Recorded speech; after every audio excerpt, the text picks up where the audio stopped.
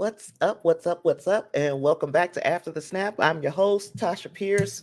I know, I know. I said I was going to be more consistent and I lied because this was a week.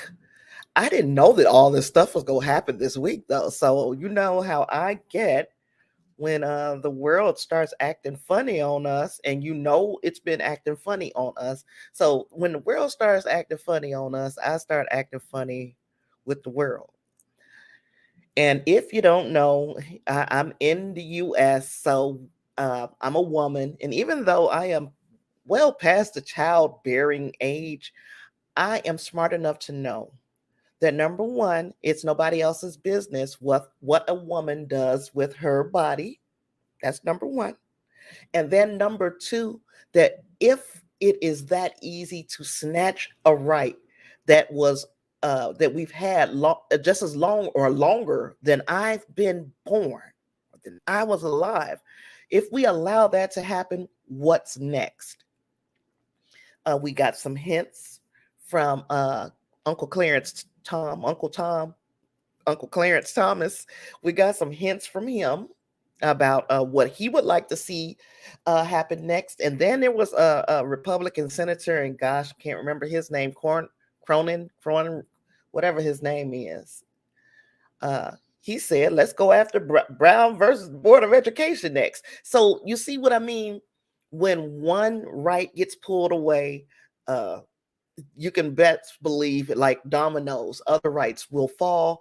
And before you know it, we'll be living in a dystopian future like The Handmaid's Tale. And shout out to Reinhardt. I don't know if he's going to watch this on the rebroadcast or if he'll join us in this broadcast, but he told me to watch that show. He told me to watch it a long time ago, and I slept on it. And then I watched it I finished it just prior to the announcement about the repeal of Roe versus Wade. And let me tell you, it was just the timing of it was so significant because that is exactly what our society will look like if we continue to allow uh, septuagenarians. I think aren't Clarence Thomas and Justice Alito. There are several who are old as dirt, and we're letting them determine how we're going to live out the rest of our lives. And not only that, we are allowing them to determine how our children and their children will live out the rest of theirs if we don't get on track. So, um, that is why I've been conspicuously missing because I just this shit is just heavy. Honestly, it's just heavy. And then further, you guys know that if I'm going to be really not super active, but the most active is going to be on Twitter in my Discord, of course. So the Discord and Twitter, those are two apps that you will find me on probably the most. I periodically check Facebook. I hardly ever check Instagram. I'm sorry. And I hardly ever check TikTok. I'm sorry. But Twitter. If you want me and you like want my attention immediately, Discord is first and Twitter is second. So, anywho, I try to tap into the pulse of the fandoms on Twitter. So, the fandoms, of course, that I am most interested in are Star Trek. Of course, I'm a Trekkie. The MCU because I'm an MCU head as well. Star Wars because I have become a huge fan of the Star Wars universe, and I wasn't always, but here we are. And last but not least, uh, for now at least, there are other sci-fi shows and the Orville. I kind of like the Orville, but I don't have there's not a fandom surrounding the Orville. But Star Trek, Star Wars, and MCU, they all have a fandom around it. So I try to keep my fingers on the pulse. I also follow DC EU, so don't come for me. Don't come for me. I cover it, or I follow it.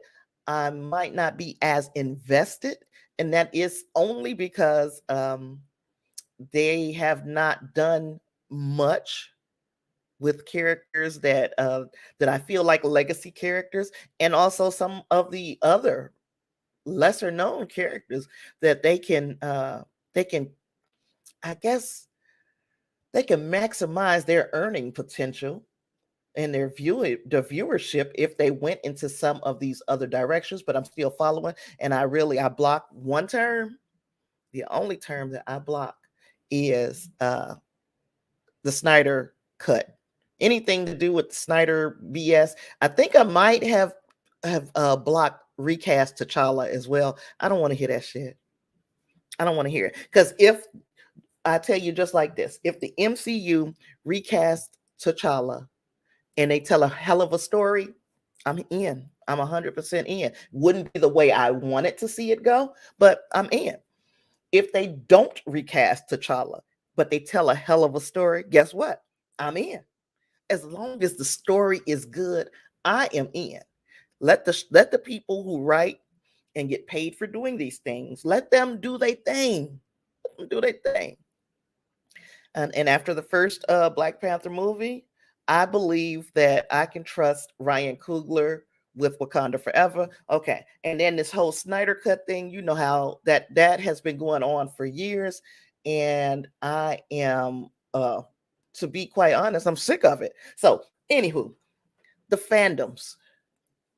Yes, Angus. Hey, buddy. And my look at there, my thing freezes up when Angus gets here. Hey, bud. Shuri is Black Panther. I wouldn't mind it. I wouldn't mind it. Or if she just gets the mantle like she should, because she is the successor, she is the next person in line if something were to happen to T'Challa. So if she was to get the the mantle and then give it to somebody else, I wouldn't even care about that, as long as the story around it is good. I said all that about these toxic fandoms because Star Trek has at least the people that I follow on Twitter has kind of stayed above that. You know, we got the new Trek, old Trek, woke Trek people. We got those, but it's easy to weed those out. Um, this week there was a huge to do.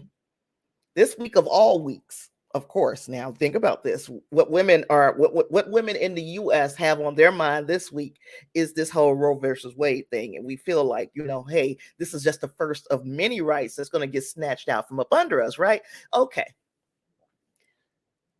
we found out what some of our Trek brothers were made of on Twitter, because they like pretty much shut the F up.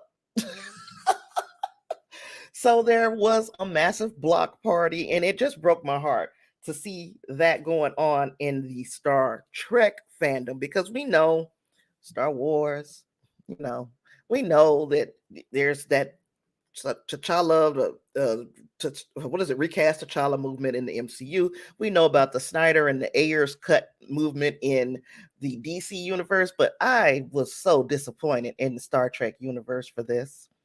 Really and truly, I was.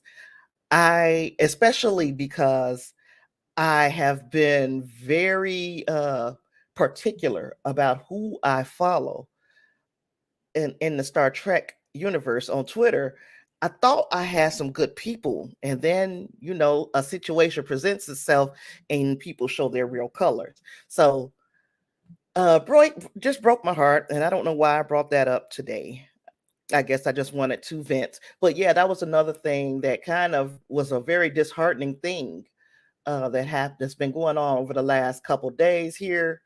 And it just, it just takes the wind out of your sails when all of that goes on. But anywho, so I'm a day late, dollar short, but I'm here. And I do want to talk about that Obi Wan Kenobi finale. Good Lord. Man, if it was anything that can bring you out of a funk, I will say it had to be the hello, Jedi Zayas. Hi, how are you today? Yeah, if there was anything that I felt like that would just make you happy after this trying week that we've had, um, it is that Obi Wan Kenobi and Darth Vader finally had it out. They finally went toe to toe, and that was spectacular. Now, even though we still had that B plot of what was going on with Reva, and I've got a question. My question is, I'm wondering if we're going to see Reva again, because she didn't pass away. She learned a lesson when she went after Luke, and that is, for some reason, she could easily kill people.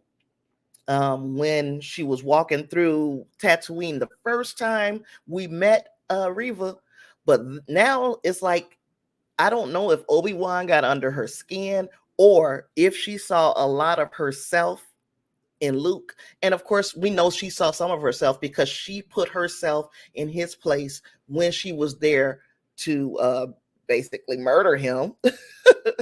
But I'm wondering if we'll see her again. Is there a way that we will see her again? And I'd like to hear what you guys have to say about that. Tell me, do you think that in a future project she could show up again? And if she can, what project do you think that'll be? Um, Angus says Disney's already changed the ending of Kenobi so that Reva would live. They want to use her again in the future now. Yeah, I liked the character and her arc. So now what will she do with what she's been given? She has been given a second chance to make things right with the Force, instead of tapping into the dark side of things, that she can now maybe tap more into the light. So I guess we'll see. But that is a good point, Angus, that Disney wants to use her again. I would love to know what y'all think we'll see her in next, though. Also, well, we can just go into the main event of that whole episode, which was uh Darth Vader chasing Obi-Wan Kenobi across the galaxy, and Obi-Wan sending him on basically this chase to let me know if that was Jabim. I think that was the planet that they had their one-on-one at. And Obi-Wan goes there, and uh what's his name? Darth Vader says, "Oh yeah, I'm gonna go, and I will go down there alone." So he wanted this fight, and he wanted it to be okay. I got to prove to myself and Obi-Wan that I have exceeded the master at this point. Let me pick up Angus real quick. Angus says there's like 15 years between Kenobi and Mandalorian. She's no Jedi unless she finds her proper mentor, but she's a force wielder, so she's got potential. And I am looking forward to seeing how they tap into that potential. Um, and Angus says that did look like Jabin to him as well, but it might have been another moon. Yeah, and I'm thinking, I don't know which one it was. I'm a Star Wars newbie, but new or not to Star Wars, that lightsaber battle, in fact, the entire battle between Darth Vader and Obi-Wan Kenobi, was just beautifully done. Just accept. And I think Angus and I agreed over on Discord about this. Jedi Isaiah says, why didn't Vader kill her after betraying him and also knowing that he was Anakin? He thought she was going to die. He didn't even think that she was worth killing. He treated her, he slung her around just using the Force. He stabbed her with her own lightsaber, and then he just left her to die. He didn't think that she was important enough for him to kill. Now, that Inquisitor should have killed her, but Vader is like, she's beneath him. He walked away from the whole situation. The Inquisitor, the Grand Inquisitor, should have killed her. So yeah, and that they made a cut in that lightsaber battle between Obi-Wan and Darth Vader that just didn't make sense. It kind of took away from the emotionality of that moment. These are two people who have gone head to head many times as Jedi and Padawan, or Master and Padawan, but now here we are for the second time having a major battle as enemies. And Obi-Wan was hoping that there was some part of his friend left. And in that voice that was between Anakin and Darth Vader, James Earl Jones and Christian Hayden, in that voice that was in between the two, he was like, Anakin is dead. He let him know it's over. So now Obi-Wan basically feels like I could take the cuffs off, and he put the flu flops on Darth Vader. I enjoyed the fight. I enjoy seeing Obi-Wan at the full potential and the full use of his power in the Force.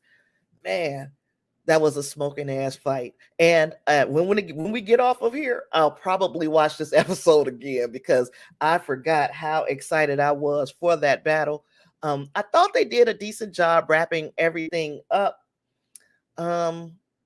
Angus brought it to my attention that in this episode, Leia dressed herself instead of being dressed by by her, I guess, handmaids. She dressed herself, and she's become, even though she's still a little girl, she's become just a tad bit more independent.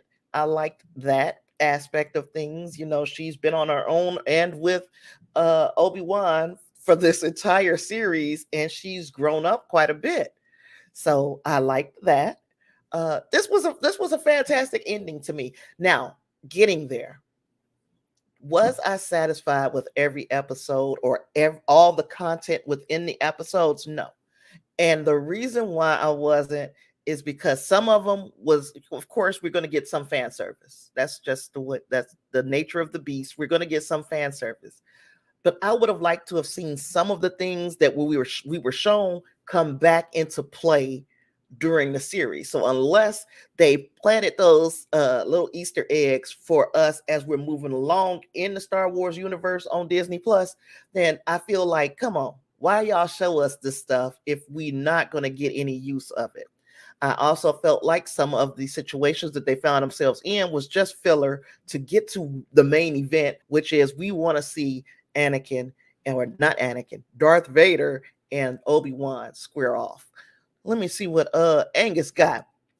Angus said there was a moment in Empire Strikes Back when Vader throws a bunch of objects at Luke. It was echoed by Obi-Wan throwing all those boulders at Vader. But yeah, I guess you can see these parallels because I don't remember. I'm gonna have to watch Empire Strikes Back again. It's been a very long time since I sat down and really watched that one. I'm gonna have to watch it to see where the parallels are. Because yeah, that was cool to me though. That fight was everything.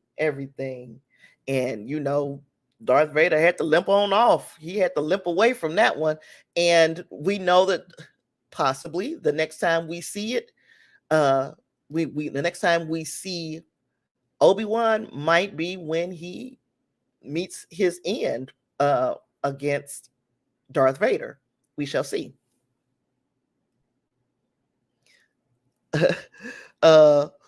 Jedi Zayas, and I hope I'm saying it right. Jedi Zayas says Vader probably learned it at that moment. He was being bombarded by the boulders. Yes, indeed. Because he didn't have an answer for it. He really and truly didn't have an answer for it. Angus says, I'd like to see Kenobi's Force ghost appear to adult Leia and telling her that Padme was her mom. That would make a full circle moment for that character. It also would make, well, I guess we got some sense of why she named Kylo Ren Ben Kenobi. I'm not Ben Kenobi, Ben Solo. So, I mean, yeah, I would like to see a full circle moment with Kenobi and Leia where she meets him and they talk. They do have that interaction where she knows at this point, or at some point, she learns that Anakin is her dad. But yeah, it would be nice if she knew that Padme was her mom. This episode lived up to the expectations to me. I was very happy, pleased with what I saw. Left me wanting more. I can't wait to what's next, guys. Is it Andor? What's next? Is it the Mandalorian? Andor.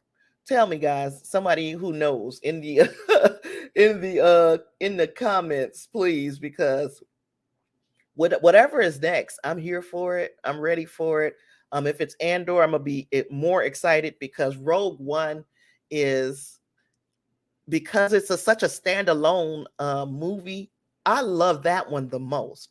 It doesn't tie in too much with what's going on either other side of the trilogies, but it does tell a story with some characters that we would have never gotten and we'll never probably get again because most of them passed away on Andor. So, or not on Andor, Lord have mercy. But anywho, y'all know what I'm saying. They passed away in that battle in Rogue One, and I am looking forward to finding out more about these characters, even if we do it one by one. And I'm mostly, I talked to Angus about this a couple weeks ago, or maybe last week. I'm mostly the most excited, or I'm hoping to see Saw Gerrera and get a bit more of his story. And I know that a lot of his story was told in the cartoons, in the animated stuff. I didn't watch the animated stuff yet. So I have a gap in my knowledge about that character, and I'd like that filled in. So Angus says, yes, it's probably Andor. And he said, we're going to see a younger Mon Mothma. Which one is that, Angus? Now, Jedi Isaiah says, I believe it's Mando season 3, February of 2023. So let me see, when does Andor come out? We're gonna find out together.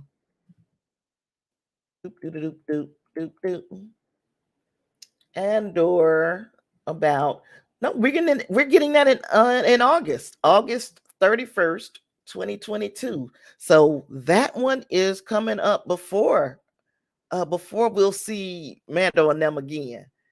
I'm looking forward to it. Andor is an upcoming American television series created by Tony Gilroy for Disney Plus, a prequel to the Star Wars spinoff film Rogue One. The series follows thief turned rebel spy Cassian Andor during the 5 years before the events of the film. So we'll get 5 years of Cassian Andor, and hopefully they'll tap into some of these other characters as well.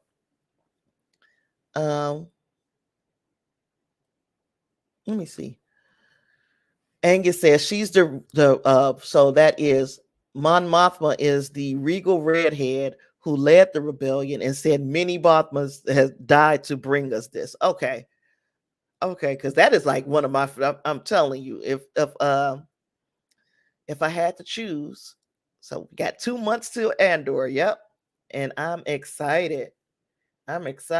So if I have to, if of course I have to rate the final episode of Obi Wan Kenobi, that final episode, I would give that one probably a 4.75. And the only reason why it wouldn't be a perfect 5 is because they cut away from that doggone lightsaber battle and went back to Tatooine, and I thought that was just a bad decision. In an episode with a lot of good decisions, that was a bad decision because it did impact how the feeling, the emotion in the battle. Far as the whole series is concerned, I'd probably give it a 3.75 because some of the things that were just filler and some of the things that just didn't make sense. It would, after we discussed a lot of that last week about some of the things that was just like, for real, this is how y'all solving this problem. They were in a rush in some situations and they slowed down other situations. And it was just, so not that I don't like it or didn't like it. I just I felt like there were points that could have been done better. Angus says he agrees with my final episode score. And that's good. I'm glad that we're in agreement that it was a fantastic episode, except for I'm not gonna keep complaining about that. Can't beat the dead horse. Andor is coming up. We know now and at the end of August, and we got that to look forward to. So I'm looking forward to that. If you guys got anything to add, please do it now about Obi Wan Kenobi before we move on to the Orville. And what else was I gonna say? Boop, boop, boop, boop, boop. Speak now. You liked it too, Jedi Isaiah. It's good. I'm glad we are all on the same page about Obi Wan Kenobi. It was not a bad series, even though there are those who are kind of Debbie Downers, and I don't know what they expected, or if they're just angry that they expected something that didn't happen. But this is not, we didn't write these episodes. It is up to us to either appreciate, to kind of appreciate what they've given us and judge the show based on that, not based on what we wish would have happened. Angus says Vader really should have deployed TIE fighters. He never did. And I guess, again, that's another one of those. We're trying to rush. We want to get things to where we're trying to get them, and we don't have time for all that. That's the way I felt with some of the situations in this series. Didn't make it a terrible series, but you can see how things could have gone differently if they would have done something different. We got to judge what they gave us, though, and to me, as far as the entire series goes, we got a little bit of extra ish. But as far as that final episode go and that epic lightsaber battle, they gave us what we wanted. We wanted to see Hayden Christensen reprise the role. We wanted to hear his voice. We wanted to, of course, we see him as Vader, who is all kind of got these deformities because of the burning. But we did get him back, and I'm wondering, and answer me this, because I'm not 100% sure. Do you think there's a way that we might see Hayden Christensen again in as Darth Vader? Do you think that there is a way? And of course there's a way, because there's, like Angus has said, they've got so many years between the Mandalorian and the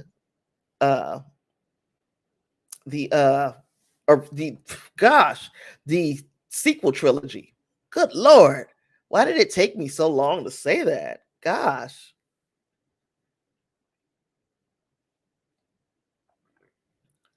So yeah, or Boba, not Mandalorian. God, Lord have mercy. I meant Obi Wan Kenobi and the prequel series. So let me know if you think we're gonna see Darth Vader again, or do you think we will see? We talked about Reva again. You know what, Jedi Isaiah? I heard that as well. I heard that were talks about remaking the original trilogy, but then I also thought that they said, you know what, we're going to leave the Skywalker saga in the past. So I've heard both things, and I wonder where we're going. Another thing I heard, and this has absolutely nothing to do with Star Wars, is that on Star Trek they were talking about revamping the original series or adding to the original series. But pick up Angus here. Angus says Kenobi is getting another season. There's room for more flashbacks and dreams. I hope so. But what did Ewan McGregor said that it was meant to be a standalone season, but he would not be opposed to doing the role again. So he wants to be Obi-Wan again, but he said this was supposed to be a standalone season. And of course, that's just like saying and Andrew Garfield told us that he wasn't going to be in Spider-Man No Way Home. The actor is supposed to say that because they are supposed to leave us in some type of suspense. So we can hold our breath, cross our fingers, and wait to see what happens. And will there be a second season of Kenobi? And see where it goes. This lightsaber, it just seemed so final between him and Darth Vader in this situation, but they can I wouldn't be surprised if they've solved the success and what they could get, because it's all about the dollars, dollar bills, y'all. It's all about the dollars. So if it is something and they think they can make some money off of it, they gonna make some money off of it. That's it. That's all. So yeah. He said, Jedi Isaiah said, if there is a season 2, I'd like to see more Qui-Gon Jinn. Me too. Me too. And Angus, speaking of Qui-Gon Jinn, Angus says Liam Neeson did that same thing. He said, I'm not going to be in it. And then he shows up in the end, which also was a very heartwarming scene, because he's like, I've always been here. You just wasn't ready to see me. Gosh, it just warmed my heart. So yes, everything came full circle. We got, I guess we got a lot of what we expected. I hope that we might see another season. If we won't, I won't be too disappointed. But yeah, this was to me a great entry into the Star Wars universe. Now, we're going to talk about season 3, episode 4 of the Orville. I hope you guys stick around to talk about that. And that episode is called Gently Falling Rain. It is it's directed by John Kasser, and it was written by Brandon Braga and Andre Bormanis. So the crew are invited to escort a Union delegation to the Krill homeworld to sign a historic treaty between the two peoples. However, matters are complicated when Admiral Halsey reveals to Ed that Talea is running for Supreme Chancellor and has amassed a following thanks to her populist rhetoric. And I'm going to stop real quick here, because there are so many people who hate Discovery and who hate Star Trek Picard, and they feel like it's just too political. And the Orville to them was, this is more like Star Trek. And if this episode did not prove them people wrong, because I mean, the Orville has been becoming far more serious and tackling far more serious topics, maybe over the last half of the second season, and more into you know what? If you haven't started season 3 of the Orville, I won't talk about it because I don't think Angus is going into it either. But I will go into this. I will say this much about this episode. And if you want to mute me until I hold up my finger like this, then that's fine. What I will say about this episode is it is reminiscent of situations that are going on in society recently, and a lot of people have come to the conclusion that the Orville is more like Trek to them than any of the Trek that we've gotten of late. And now that Seth MacFarlane is going in a direction that is focusing on the sci-fi and focusing on more serious topics, we are seeing that there is going to be some backlash, some fallout because of this, because of the people who really just they don't agree with with the politics or with the message. So they just throw away the entire franchise. And I can see that happening here with the Orville. So I'm gonna put my finger up because I am through with the Orville talk. And what about Miss Marvel? Oh, but if I had to rate this episode of the Orville, I would give it a probably a 4.5. This episode was pretty fantastic.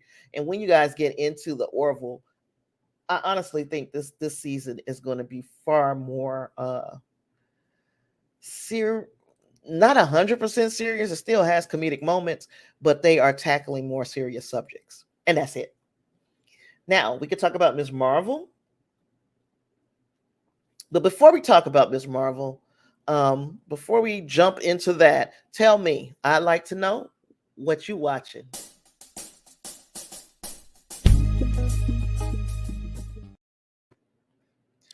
So, before I get into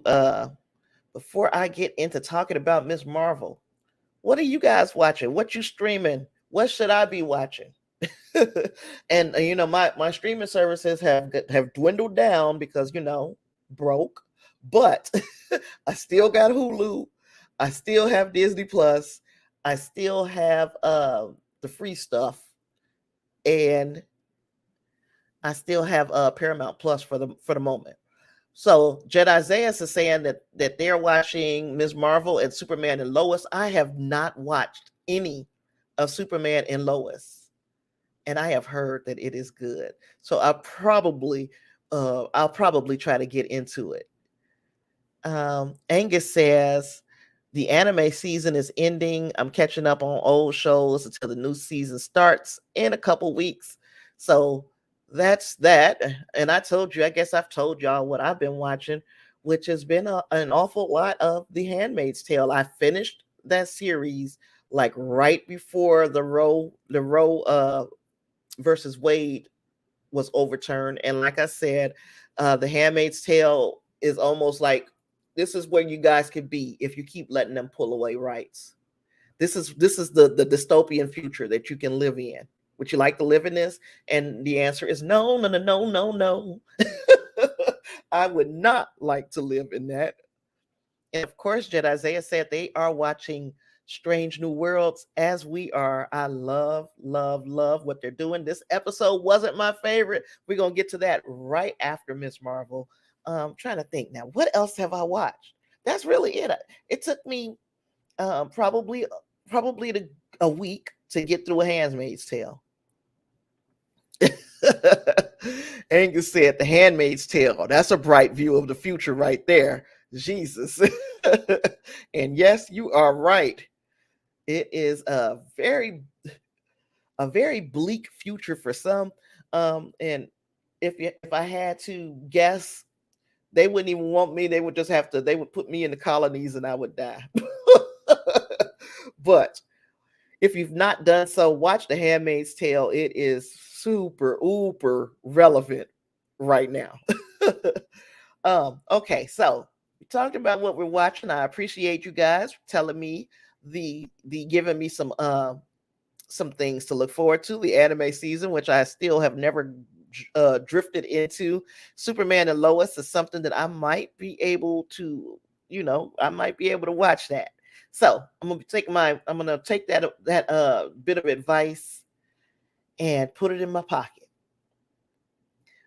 Miss Marvel episode 3 was about Kamala learning that secret about her powers from Kamran and Najma, and then the Department of Damage Control agent Deaver continues his search for the new superhero among the neighborhood mosques, and he ends up pissing the residents off because I guess, and I used to talk about this when I did the true crime podcast, that a lot of Muslim neighborhoods were under surveillance, like around the clock surveillance by the FBI and other government entities just for being Muslims. So they would tap their phones. They would do these kinds of things. So this to them would be reminiscent of one of those neighborhoods of being surveilled, even though they've not done anything wrong. They got this new superhero, and they've got this government agent now. This agency, the Department of Damage Control, crawling around their mosques in their neighborhoods. Okay, Angus said, if you want to watch cartoons, there's a Star Trek animated series you can watch, and also all the Star Wars cartoons. After that, I'll push some selected anime on you. Now, I have been watching I watched anyway the first couple episodes of the Bad Batch, and I'm liking that so far. I can guarantee you the Star Trek animated stuff that is the old animated series, I probably am not gonna watch. But Prodigy and Prodigy and Lower Decks, I'm going to continue to watch, even though the Lower Decks kind of disappoints me sometimes. I'm going to still continue to watch it probably. And I honestly, I don't think I'm ever going back to the original animated series. But never say never. Never say never. Also, Kamala tried to lay low at her brother's wedding, which, by the way, is beautiful. Was just a beautiful little ceremony for the wedding before it got all busted up. Angus says Cad Bane shows up in Bad Batch. Well, I'm ready for him now. He's shocked I was shocked and appalled by his appearance in Boba Fett. I'm ready for him now, though. Shucks. Oh, you didn't see this episode, Angus? Oh, I'm telling too much. But yes, her brother had his wedding. And quite a bit happened during the wedding. I won't spoil it. I will not spoil it. But I've given you, basically the synopsis of this episode, and that's what you would find if you just looked it up online. But this was another good episode. This was okay. Angus said, not at all. The spoilers don't affect you. Okay. So this episode was fantastic in that we learned what Cameron's mother had in store for Kamala, which she filled in some of the blanks. She told Kamala, hey, we're not from around here. We're from a alternate universe or a different reality, and this ain't our world. So we're trying to get back there. We've been stranded here for years and years and years, and the only way we can know that we can get back is with that bracelet. So we need you to help us get back to where, and I forgot where she said it was. What she also told her what they were, and what they are has many names, but among the names is the jinn.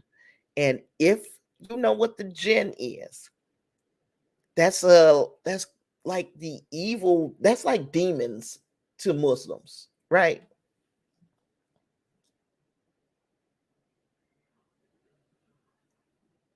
It's, Angus said, if she's born and raised on Earth 616, that is her world. Yes, that's her world.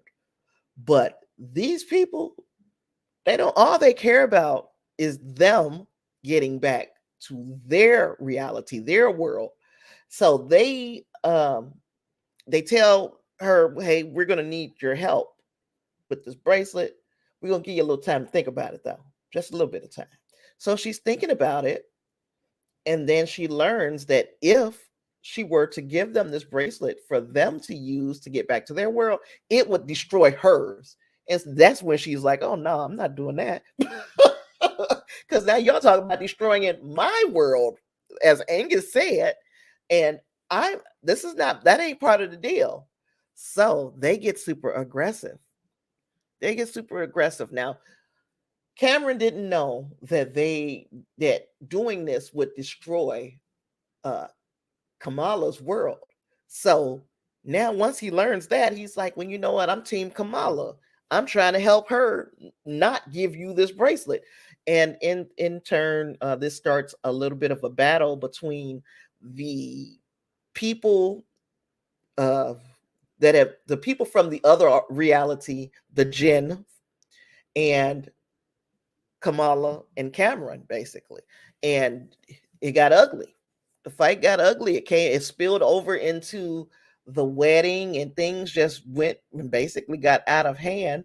And yeah, Kamala had to show herself without showing herself. She was not in her little costume, but she had to use her powers, which at least one person extra saw her use her powers who had not seen it before, and now she's got that to explain. Angus says there's a more nuanced view of the Jinn where they are capricious and interested only in their own affairs.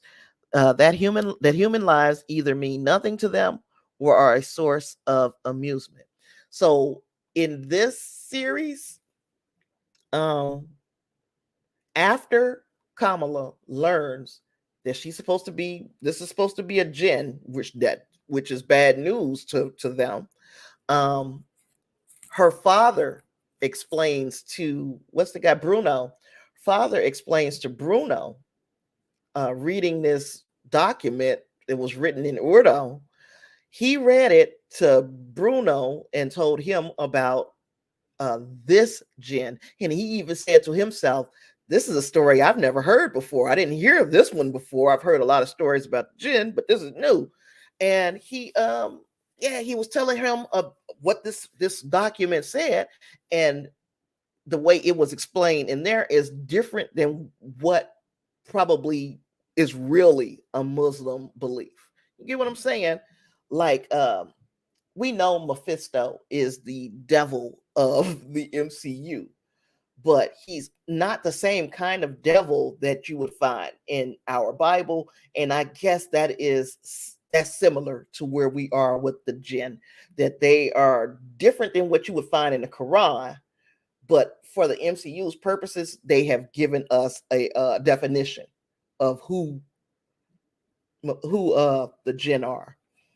And her grandmother finally, and this is Kamala's grandmother finally called her and was like, "Y'all need to come here. You and your mama need to come." And I forgot where she lives, but she's telling them, "You need to come here because I need to talk to you about that bracelet and these people that are after you." So grandma, as we suspected, has far more knowledge about what's going on than people give her credit for. They think that she's a little off, but she's not off. She knows and understands that there are these alternate realities, that the Jinn are real, and that her girls are in danger because it apparently runs in the bloodline of the females in Kamala's family. Meaning that when her mama made them lunches real quick in the first episode, and Bruno was like, "How did you make this? It's only been like 10 seconds." And she was like, "Never mind how I did that. Just take it home." I think she got super speed, and I think she knows it, and she uses it for household purposes, but she does not use it as a hero per se. Angus says Kamala's new look to her powers does fit better with the notion of Jinn semblance, and I'm wondering if the powers. The look of her powers is going to change by the time we get to the end of the series. You know, I don't know that it would be fitting with what we see in like Captain Marvel and maybe Photon. It would be fitting. It would fit in with that, right? The look of her powers. But I'm wondering if we're going to see some kind of change in the power, the way they manifest. Also, that bracelet seems to have some relationship, and I can't explain why I feel this way. There is a scene in this episode that makes me feel like this bracelet has a relationship with the 10 rings from Shang-Chi. And I'm going to have to watch it again to to be able to better articulate what it is that made me think of that, because when I saw that it was a scene in this episode that made me immediately think of those 10 rings. So I'm gonna have to revisit that scene so I can remember what gave me that vibe. But it really feels like um, those items are related in some way, and I'm here for trying to figure out how or why they're related. I'm here for it. Also, what else? What else was I going to say? We're seeing, of course, we're seeing a focus in phase 4 on these items, and then also on religions or uh gods per se, Yeah, exactly, Angus. It was mentioned that the 10 rings were not just extraterrestrial, but extra dimensional, which makes me feel like these two items are related, and they could, that could stretch across to a lot of these items that are imbued with this power. And I'm wondering where this is going. Of course, Kevin Feige has made it very clear that it's going to be very clear to us real soon who the Thanos level threat is in the MCU. Meaning, if you ask me, and nobody did, but if you ask me, it means that we've not yet met the Thanos level threat. So we can scratch Scarlet Witch out, right? We can also probably scratch out King the Conqueror, right? Because if there were another, if he was the Thanos level threat, then he'd be like, and you might have already seen the Thanos level threat. But instead, he said, you will, it'll be obvious within a couple of months who the Thanos level threat is in this saga of the MCU. And Angus says they're really diving into the works of Jack Kirby in this phase, and hopefully that is another clue as to where this thing is going. Because again, I thought it was going to be King the Conqueror. I thought that was going to be our Thanos level threat. They're going to have to team up, and it's going to be an army of King the Conquerors. But of course, it sounds like to me, when listening to what Kevin Feige said at the red carpet event for Thor: Love and Thunder, for that premiere, what he said is we've not yet seen it. So I'm thinking it's not Gore the God Butcher. It's not what's his name? King the Conqueror. Of course, it's not Scarlet Witch. So it's somebody else. We're aiming to that person. And as we're picking up all these relics and stuff, I am wondering, and we are going into like this religious phase where the Celestials are the gods of the Eternals, and Moon Knight, we saw the Egyptian deities rule him, and then Ms. Marvel, we see the Muslim deities ruling her. Of course, Black Panther, we've always seen these African deities ruling them. So I'm wondering who it could be. We're seeing a lot of gods. Is it going to be Mephisto? Is it the devil?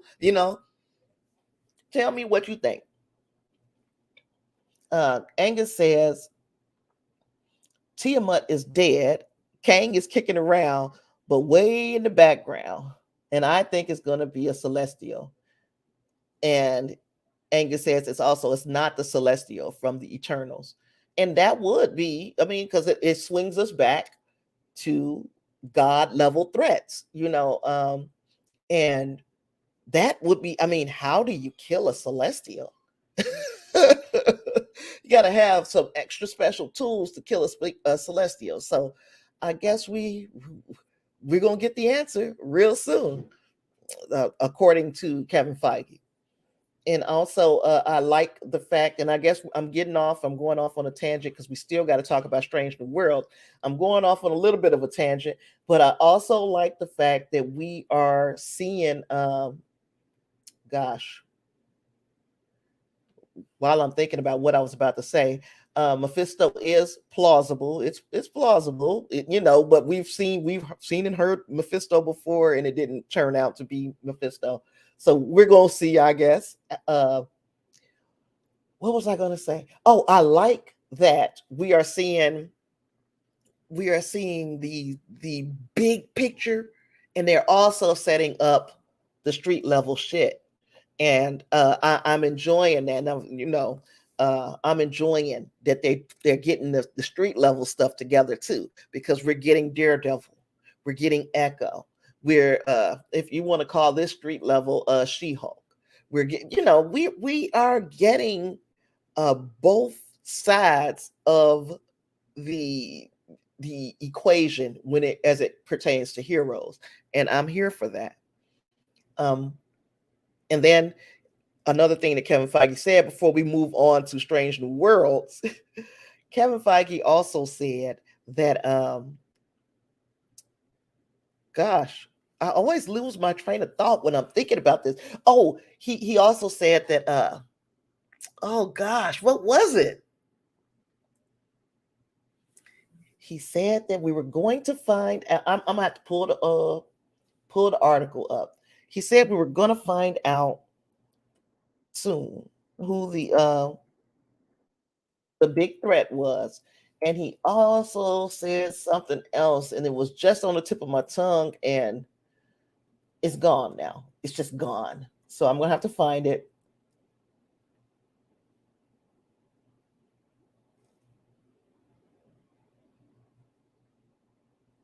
Let's see. I'm gonna see if this is it. Um, Producer in Marvel Studios recently spoke at a press conference. uh Let me see. I hope we, you know what, and I don't like the fact that this article is up here, because it lets me know, or it makes me assume something about Thor: Love and Thunder. So I'm not going to read that article, because it sounds to me. I hate that I just looked at it, because it sounds to me like a dang on spoiler, and I can't unsee what I've already seen, but I don't want to spoil it for y'all, because I am a person who gets I get really upset. Uh I get really upset with the spoilers sometimes. And then Kevin Feige says they're going to Comic-Con. So that's something, I guess, real new. And here we are. Kevin Feige says we'll hear more about Marvel's next big saga in the coming months. He said, as we're nearing the end of phase 4, I think people will start to see where this next saga is going. He also said, I think there have been many clues already that are at least apparent to me of where this whole saga is going, but we'll be a little more direct about that in the coming months to set a plan. So audiences who want to see the bigger picture can see a tiny, tiny, tiny bit more of the roadmap. So yeah, he's letting us know that he's the big picture is already set. Of course, we know that about Marvel movies, Marvel period, but we also he's given us a very tiny view of what to expect in phase 5 moving forward, or the big saga, as a matter of fact, not just the phase, but the saga. Damn, I still can't remember what it was I was about to say. So I'm gonna move on. If it comes back to me, I'll come back to it. We got one more thing. Oh, Miss Marvel, easily a 5. Easily a 5. um, the last thing is Star Trek Strange New Worlds. Again, I don't think I'm in the majority when I say this, but it wasn't my favorite episode. Wasn't my favorite episode. There were aspects to the episode that I enjoyed, but uh, okay. Before we move on to that Strange New Worlds, Angus had something. He said, introducing Ironheart and the Young Avengers. They're coming. Yes. So I really wish that I could. I wish that's kind of shook what it was I was thinking about. But hey, Pook. But yes. What's that? The lighter? Okay. Um, so yeah, I don't remember what it was, and it's gonna piss me off.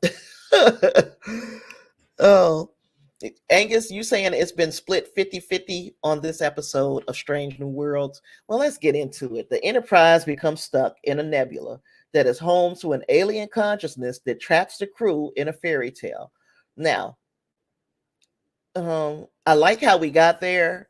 I like how this concluded, but the fairy tale part of it didn't do it for me.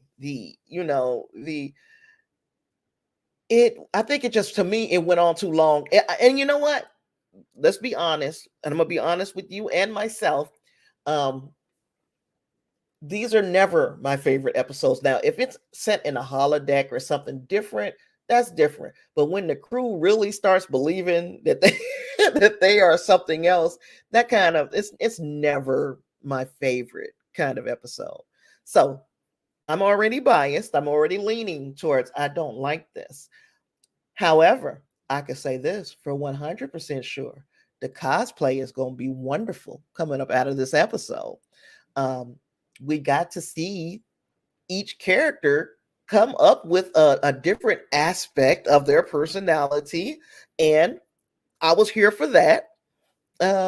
We got I guess we got a look at Mbanga and how that thing closed out, how that situation with his daughter finished. I'm good. Um, Angus said he's with me. This was not a great episode. He was talking about the young lady, the proto Q. Yeah, she might as well be a Q. She did all of that. And Angus said the fairy tale was tedious and only showed off acting chops. One negative review suggested that it was too soon in the series run to see the characters displayed. So, yeah, I just didn't like this one. But like I said, I liked how they rounded out the story of Rukia. I liked the way it started and how we got to the place of, we're in this nebula and something is going on and there's a mystery that needs to be solved, and Mbanga and Himmer are the only two that are in their kind of right minds, but the rest of it is just like, yeah, meh. And as I'm looking at this, some of the reviewers have given this a lower rating, and not that I need them to tell me how to feel, but it does kind of make me feel like, okay, I'm not being overly critical. This episode wasn't the worst Star Trek episode ever, not as long as we had Spock's brain. uh, Spock's brain. That's from from TOS. The game. That one is from gosh, what is the Deep Space Nine, and Threshold. Threshold from Star Trek Voyager. As long as these episodes exist, Star Trek Strange New Worlds is fine with this the Elysian Kingdom. It's fine.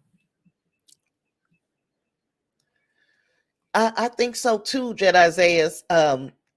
He says, I think the daughter will appear again as an omnipotent Q-like being, and it would not shock me because why age her up? Now we can move forward with, I guess, with this with Mbanga visiting his daughter or seeing his daughter again in this nebula or wherever. She could be dang near wherever. Yeah. Like I said, I liked how they wrapped that side of the story up. I liked how we got there. The stuff in the middle was blah, but costumes, the costumes, fantastic. I was looking and I shared it on the Discord. I'm gonna pull it up because this was something that I looked at how beautiful I thought this dress was, but it was designed. It was designed off of the Strange New Worlds poster, and I'm about to share this screen so you can see what I'm talking about.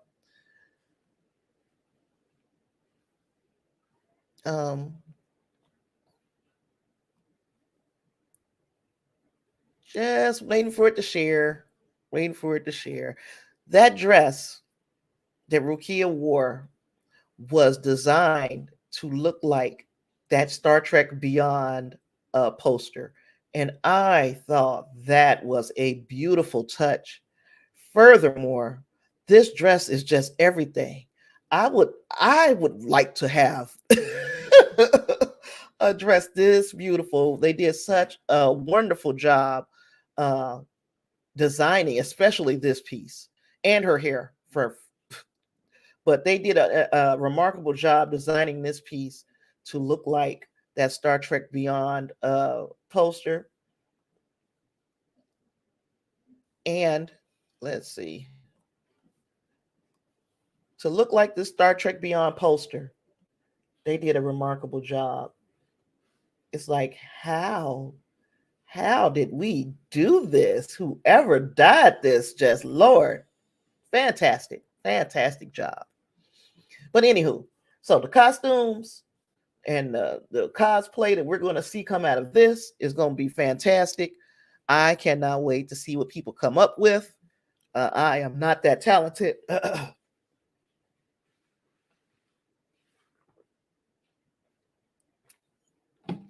I'm not that talented, but I can't wait to see what people come up with. You know, the looks were good. They're going to have some good looks coming out of this episode. This episode, like I said, it wasn't the worst of Star Trek. This one I probably give a 3.5 because again, it was just to me that middle section, that section with them in the storybook. I didn't like it. Just didn't like it. Yeah, Jedi says you said you liked it. The dress is similar. Never knew that. I didn't either. I think where did I see it? I saw it on Twitter. You know, I just told you I hang out on Twitter quite a bit. I saw it on Twitter from one of the Star Trek accounts where they were shouting out the person who did it, and I wish I could remember that individual's name because they hand dyed that dress and they hand dyed it again to mimic that poster. It's just beautiful, just beautiful. Now I'm wondering if Angus says I am not a married man. And that episode bothered me too. Of course, it wasn't like one of the worst, but that episode bothered me too. And that was a TNG episode, one of the Q episodes in the holodeck or whatever. With wasn't that the one with Vash in it too? That's when Patrick Stewart was dating the actress that played Vash, so he kept having her come back, as a recurring role in Star Trek because he loves to get his women in Star Trek and get them paid, just like he did at Picard with his current wife, who sung in that one episode when they were at the bar. But anywho, I went off on a tangent. Jen Isaiah says, "Okay, Worf, exactly." But that episode, I like that one better than this one, but that is an example. That is an example, Angus. But anywho, this episode, I gave it a 3 point something, didn't I? Yeah. So, and I didn't hate it. I didn't love it. It was just meh. We got 2 episodes left, y'all. Gosh, we got 2 episodes left. What are we going to do with ourselves? I was wondering what was coming up next. I think Angus, you told me that it is Prodigy coming next. Let me take a look to be 100% sure before I make that announcement. That ain't right. Gosh, I'm hungry, guys. When is Star Trek Prodigy coming back? Let me know. Let me know. I don't even think they're telling me when it's coming back, huh? Man, it would be nice if we got this Ortega's episode, and it doesn't look like it's going to be this episode. The only reason I say that is because it looks like there's some kind of away team happening and Ortega's ain't going. And I saw some pictures. Actually, she put up a picture, the actress, and I can't remember her name, but the actress who plays Ortega put this picture up, and I'm about to go to it in just a second on Twitter. She put it up, and it was, damn, it is not giving me a date. Growtopia with Star Trek Prodigy crossover arrives. Oh, that's a game. Yeah, I don't know. Let's see.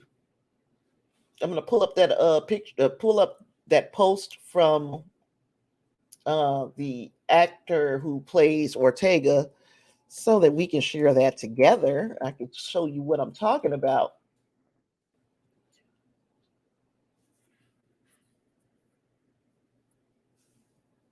Doody doody do. If it ever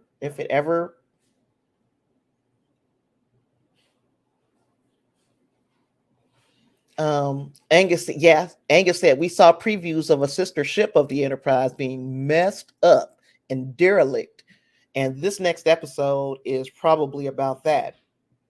And if you know, of course, if that is the case, and we are pretty sure it is, right? If that is the case, that I'm willing to bet that the last episode will probably be about that as well. I'm just guessing. I'm just guessing that it might be a two-parter, or if there is a two-parter, it might go into I thought I was following her. It might go into next season. I also am wondering if at the end of this season will we see Kirk, and I don't mean Sam Kirk, I mean James Kirk. I'm wondering if we'll see Kirk, and then like cliffhanger, or maybe he's on this sister ship. I don't know. I'm thinking that maybe we meet James T. Kirk at the end of this season, and at the beginning of next season, we start seeing the path being laid for him to get the Enterprise.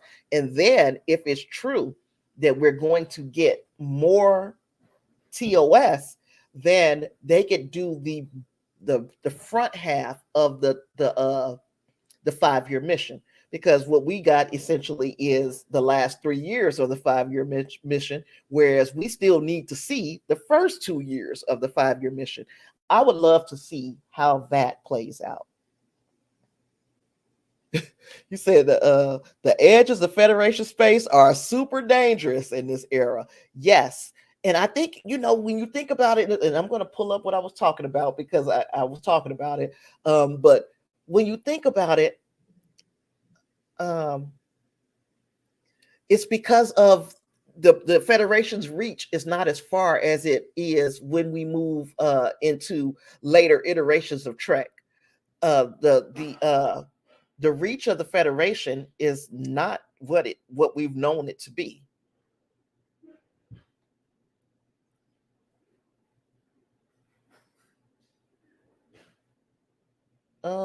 Let me see. I'm trying to find. Now, if you watch the Ready Room, and that is the show that Will Wheaton hosts, you can see it.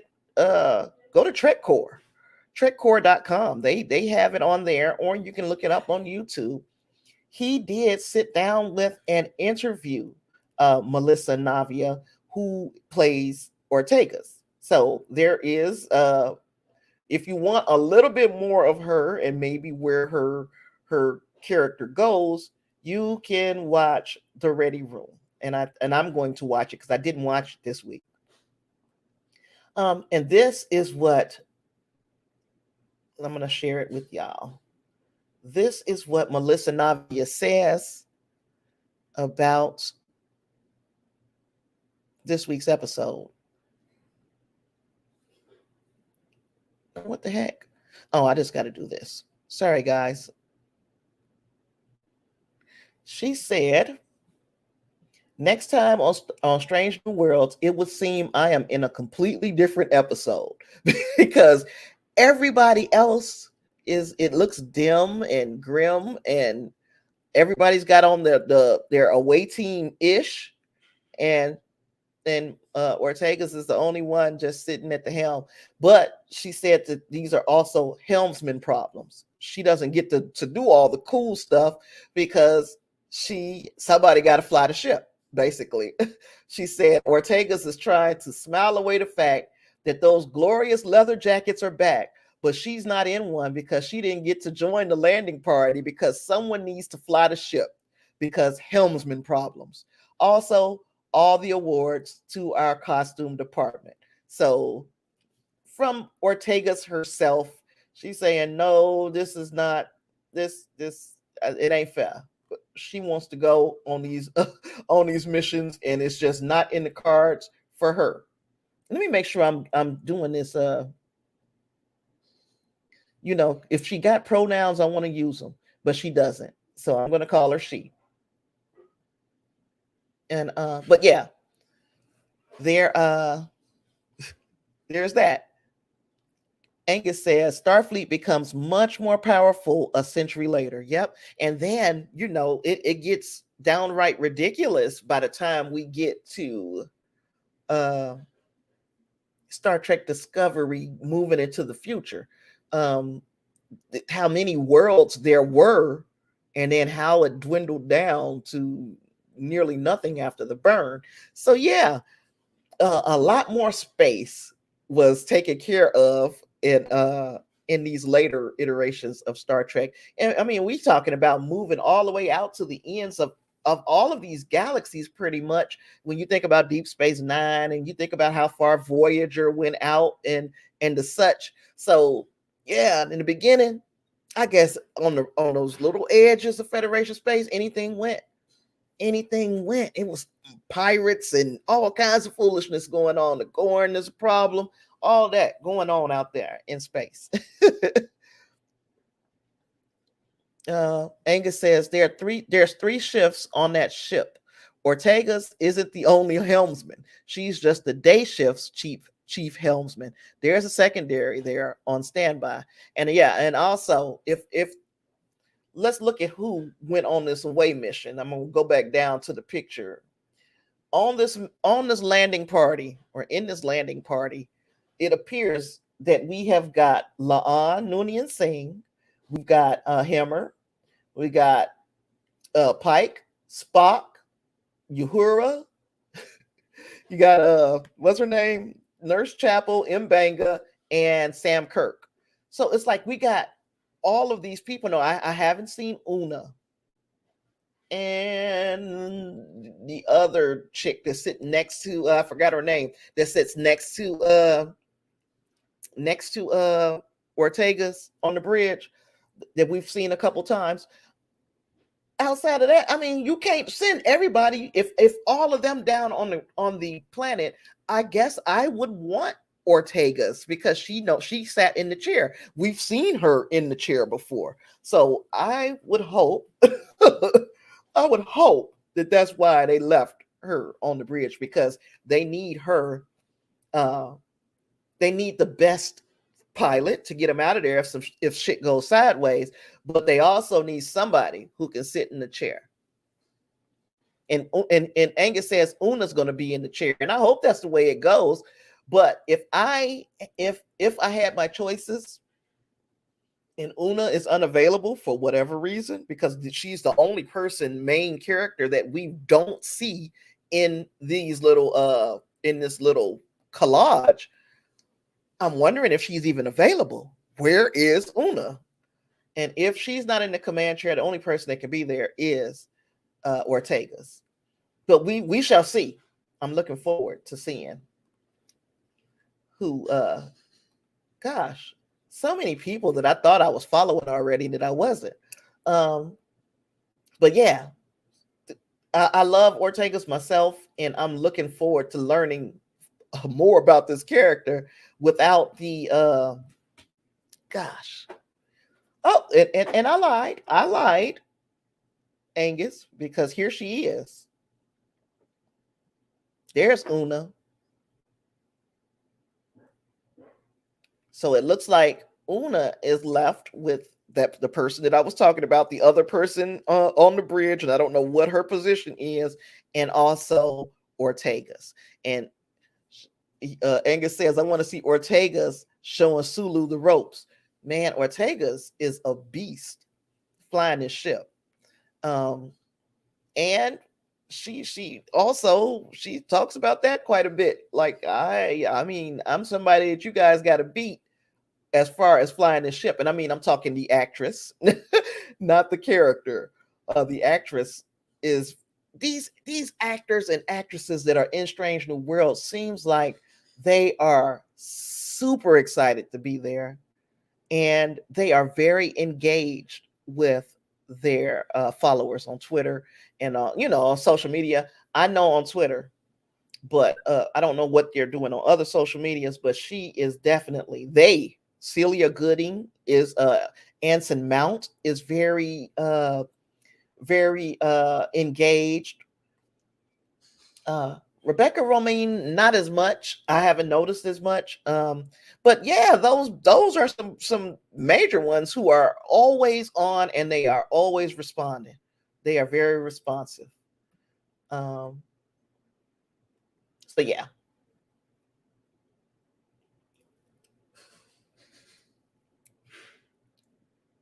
Oh, here's a picture of her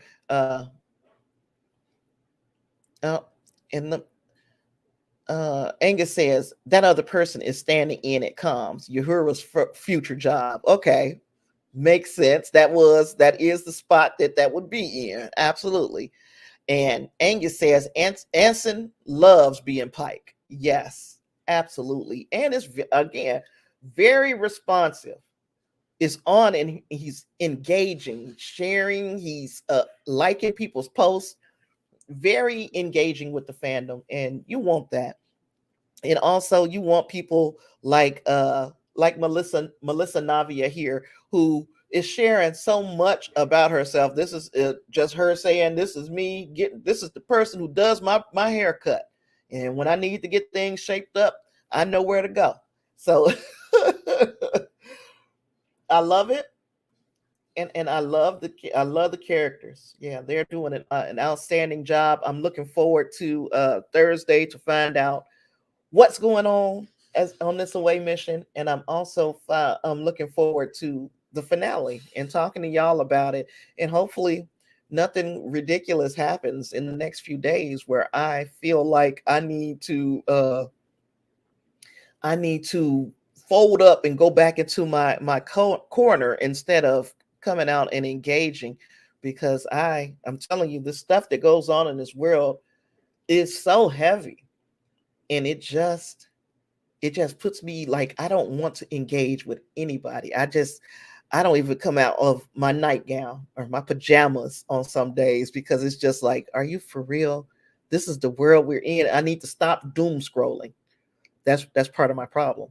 But yeah, this episode of Strange New Worlds wasn't the worst, wasn't the best. I mean, of Trek, but it's got me looking forward to the next episode and what happens next. So if y'all let me know if y'all got anything else to chat about. If not, I'm gonna ease on out of here. But if you got anything else, I'm gonna give you a moment to talk about it. Put it out there. And there's people who really hate Miss Marvel, and I'm like, I enjoy it. And the big reason why I don't understand why people are hating on it so much, because it's usually people older. And I'm like, we're not the target demographic.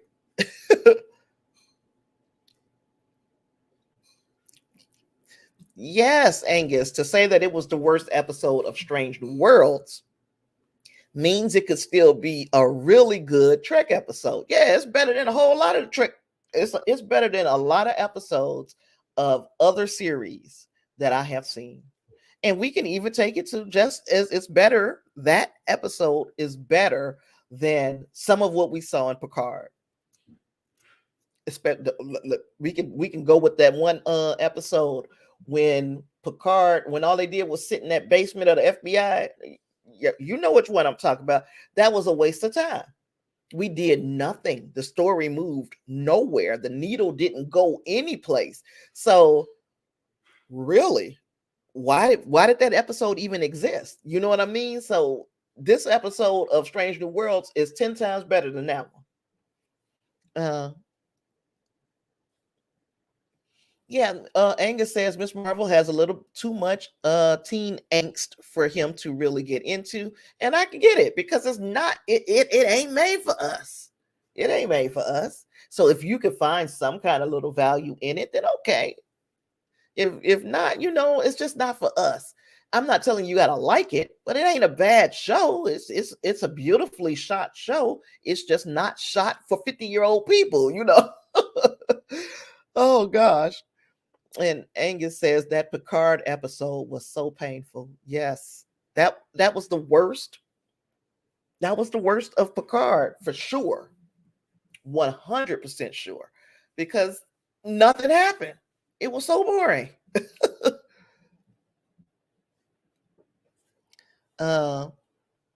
Angus says we got a lot of Marvel aimed at us.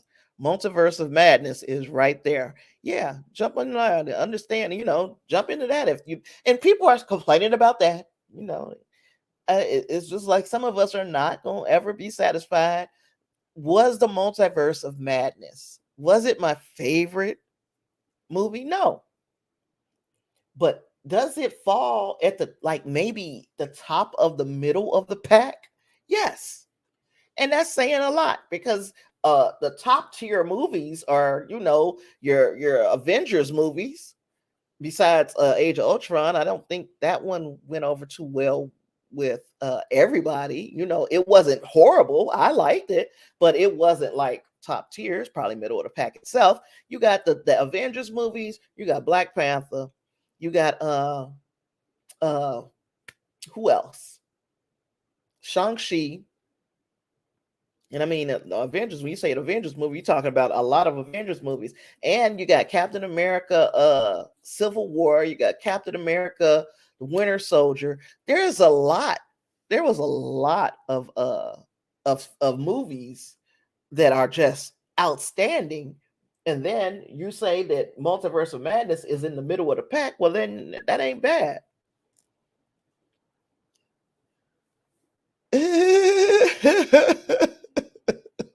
You said, well, Starro's cameo in Multiverse of Madness shows that he's really let himself go since the Suicide Squad. Yeah, that was like, I'm thinking to myself, why do we got these two characters who are nearly the same? They're represented in both of these major fandoms or major franchises. And I'm like, did nobody think that we should maybe see what the other team is doing? I don't know. Angus said Eternals, Love and Thunder. Now, Love and Thunder, what is that, next week? I'm looking forward to seeing where that thing go and how it goes. And, even though, there are some things that you are just looking forward to, eventually, I feel like we have to see Beta Ray Bill. We've got to see him at some point. Doesn't mean that we're going to see him in Love and Thunder, but the possibility remains that we will see Beta Ray Bill at some point, and that is because, again, Kevin Feige says so in an interview. There's a lot of versions of Thor. If we're gonna, there are a lot of them we can bring out. So I don't think that he would hint at Beta Ray Bill if he wasn't gonna bring them out. And we've already seen Throg. We've seen Throg in Loki. So anywho, I could go on talking about this stuff forever. Angus said there's been some pretty good MCU cartoon series too. Most aimed at teens and younger. Yes. And I didn't recognize it or realize it at first when watching some of them. And some of them I'm like, okay, this didn't age well, or I aged too much to appreciate these. But yeah, I still check them out every now and then. And now the X-Men, I'm still kind of digging. I'm still kind of digging, even though even that I'm like, okay, did this age as well as I think it did, or am I still just really in love with the feeling that I got years ago watching it? And I think that might be it. And that theme music, God. And Angus also says Beta Ray Bill would be awesome. Yes, indeed. But I gotta be honest, I'm afraid of Beta. Like I have always been afraid of the way Beta Ray Bill looks. And if you get that in a live action character, I'd probably be terrified. But I am looking forward to that character coming into the MCU, you know. Um, Angus says there was a whole season of the Avengers cartoon that was about Black Panther and Wakanda. I might check that out. I don't remember it. Not at all. Only thing I remember, and you know what, that Avengers cartoon just aged badly, or I like again, I got too old for it because I watched some of it and I was like, God, I can't keep watching this. But I'm gonna try and see what goes on in that series as well. What else?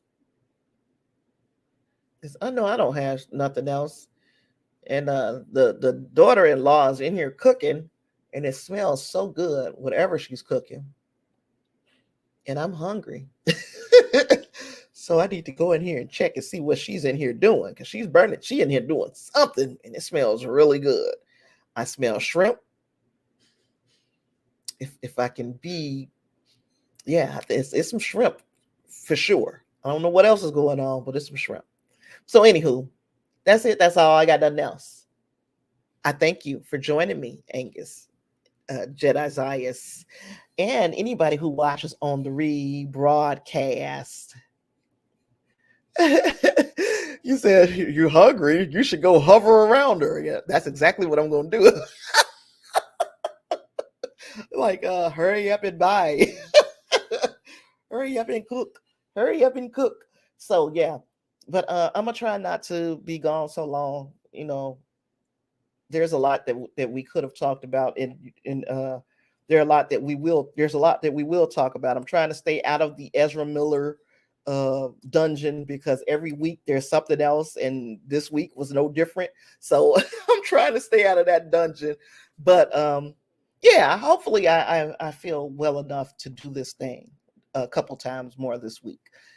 And so look out for me. And if you, Jedi Zayas, if you've not yet subscribed, you know, you can go ahead on and hit that subscribe button for you, girl. Come back and join us the next time we're doing this, because we do this usually on Sundays. I'm a day late. But the bottom line is, this is a safe space. Come holler at us, talk the stuff with us, and all of that. Angus says, I don't bug you about the days when you just can't even, because that's not helpful. It's not. People don't realize that, though. And I know that there are people who have the best of intentions. They be like, oh, just get back in there, get back in there. And that just increases the anxiety that I have around getting up and doing stuff. Telling me what I could be doing is just like, that is like a weight. You know what I'm saying? Let me get up and let me just do it. Don't tell me to do it, because if you tell me to do it, it becomes like this heavy thing. So yeah, Angus, and I'm pretty sure there are others out there who can identify with what I'm talking about. Is it just starts to feel like pressure. And even though it shouldn't and is not, I am that type of person. I have crippling, debilitating anxiety. And yeah, that stuff kind of will put me on my ass. So anywho, I got nothing else. Thank you for being here. Thank you for being here, and I will see you in the next one. Peace.